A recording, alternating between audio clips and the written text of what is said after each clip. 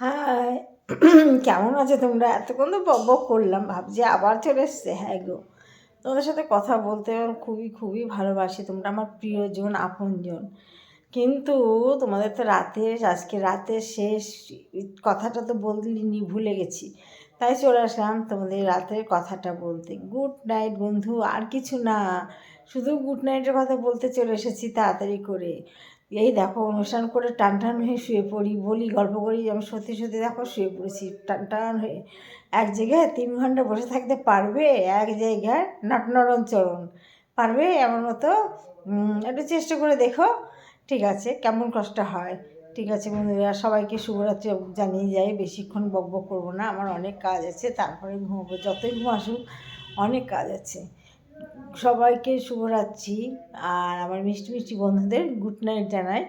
সবাই ভালো থেকো, সুস্থ থেকো, টাটা, বাই। আবার আজ কালকে অনেক অনেক গল্প হবে। রইল যেগুলো বাকি গল্প, সব কালকে হবে। ভালো থেকো সবাই।